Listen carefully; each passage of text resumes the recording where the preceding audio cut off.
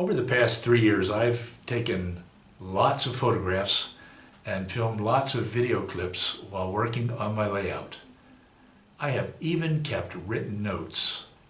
Why have I done this? And why might you want to do it too? That's what we're going to talk about in this video as we take a look back at the construction of my layout since 2014.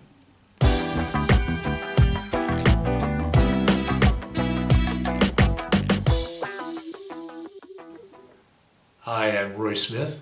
Welcome to my N-scale Union Pacific Evanston Subdivision layout. I've been working on my layout for a little over 3 years now. Throughout this time, I've kept photographic, video, and even written records of my progress on the layout. In this video, I'd like to tell you why I've done this and why you might want to do it too. To illustrate the results of doing this, we're going to take a look back at the progress I've made since I began working on my layout in 2014. Sometimes I feel like I'm not making much progress. Does it ever feel that way to you too? When I get that feeling, all I have to do is look at some of the photos I've taken and videos I've made along the way. Or I can read some of the notes I've kept since I started working on my layout. These photos, videos, and notes provide me convincing evidence that I have made progress even when it doesn't feel that way. So, in other words, photos, videos, and notes can provide a record of the progress you've made on your layout. But I can think of at least one other compelling reason for recording your progress. And that compelling reason is a record of your progress enables you to share your experience with other people. Think about it. Why do you take photos, make videos, and keep a journal of your vacations, family holidays, and special events? Yes, partly to remember them, but also to share them with others. One of the best things about model railroading is sharing the hobby with others. In this video, we're going to take a look at a few photos and short video clips I've made along the way. But you know what? I have trouble remembering what I ate for breakfast this morning, so that's why keeping written notes is also very important to me. I post my notes in a cheap notebook. Here's the fourth notebook I've filled so far with notes. Let me share with you just one of the notes I've written. In my very first entry on March 14th, I wrote, "The Caddo train set, which I ordered on March 1st, arrived today.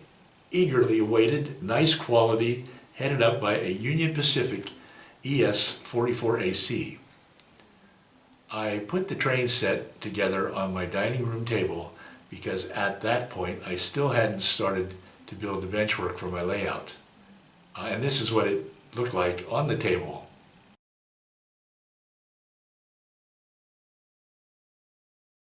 This is what that same diesel looks like on my layout today.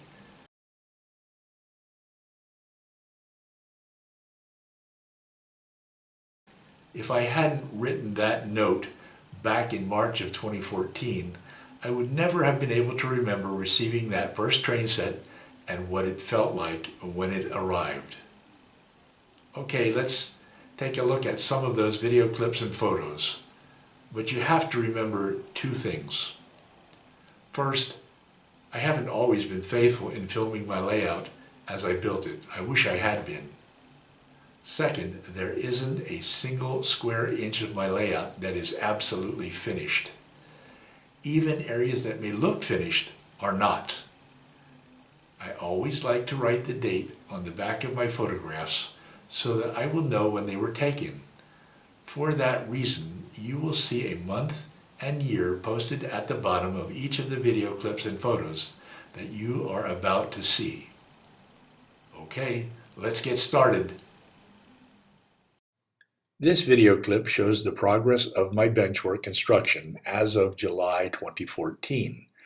Green River, Wyoming eventually will appear on the upper level, and the off-layout destinations of Ogden, Utah and Cheyenne, Wyoming will appear on the lower staging level. The two levels are separated by a clearance of 8 inches and are connected by a helix. I built the benchwork in my garage. Then I carried the benchwork in sections up to my layout room, where I reassembled the sections. This video, filmed in April 2015, shows that I have laid the double-track mainline and yard tracks. This train is ascending what I call the Eastern Helix.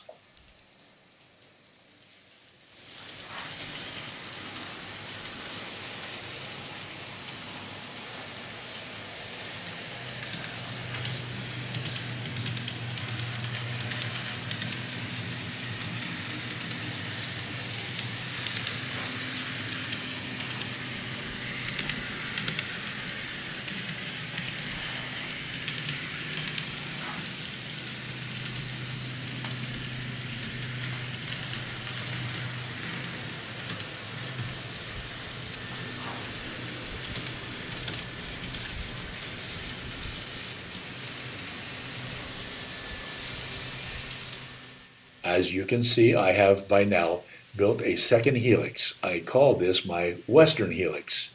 It takes trains back down to the staging yard. I have tried to replicate the Union Pacific Evanston subdivision as best as I can in my small layout room, which measures 10 feet by 12 feet. Here, for example, you can see the highway bridge that crosses Green River Yard on the prototype and on my layout. Before and after photos always provide the most convincing evidence that I am making progress on my layout. Here, for example, you can see the Eastern Helix before and after constructing White Mountain on top of the helix.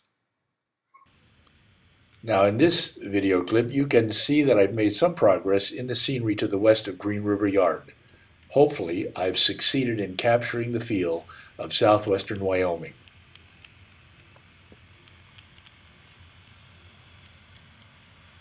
The previous video clip was taken from the pedestrian bridge that crosses Green River Yard on my layout and on the prototype. On the prototype, this pedestrian bridge is a favorite spot for rail fanning. That same train which you saw in the previous clip has passed under the pedestrian bridge and now stops for a crew change. And I'm filming it facing east on the pedestrian bridge. You can see my crude mock-up of the Union Pacific depot at Green River.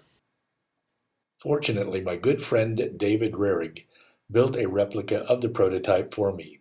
He built it and sent it to me just in time for Christmas last year.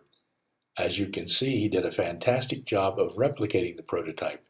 It's almost hard to tell which is the model and which is the prototype, isn't it?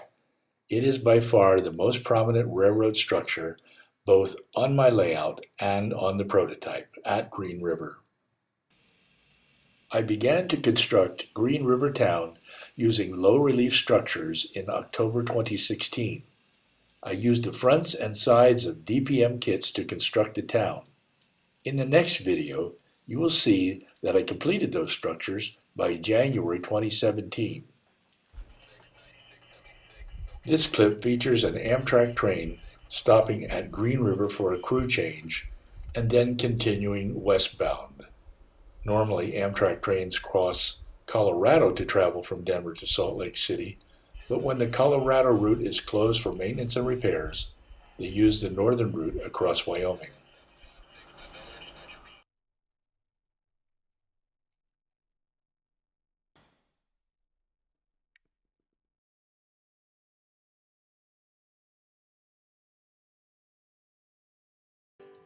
After the crew change, Amtrak 99 continues westbound.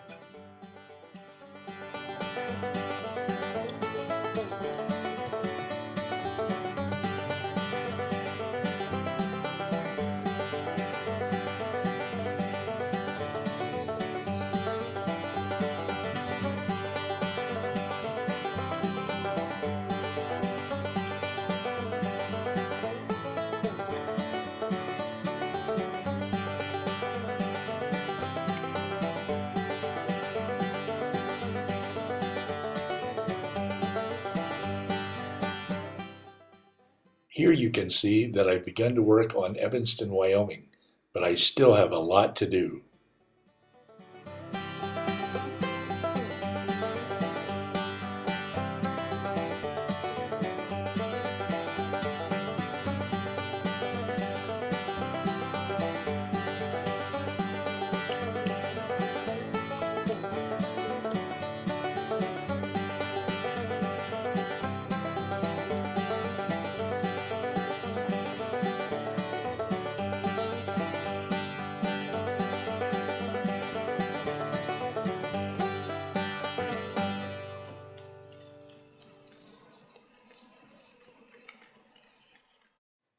And here you can see that I haven't done anything yet at Echo Canyon, Utah. Echo Canyon will feature the most spectacular scenery on my layout when it is finished.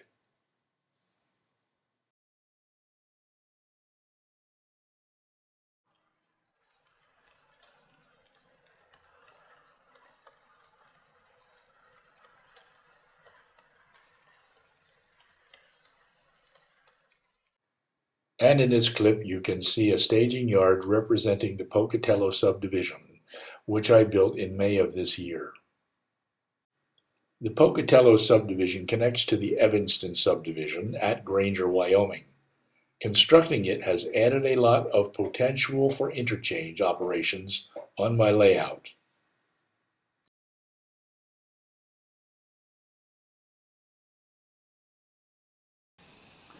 I would love to hear from you guys in the comments section down below.